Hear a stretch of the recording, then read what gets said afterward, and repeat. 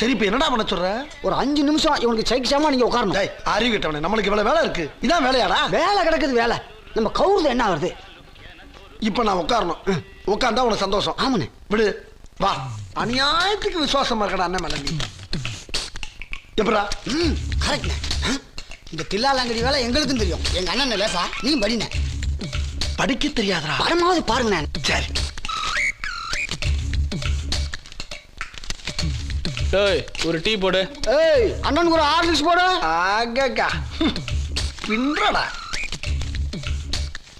நம்மளுக்கு கால் என்ன? எவன் சொன்னா? கால் மேல கால் தூக்கி போடுங்கண்ணே. அப்படித்தான்.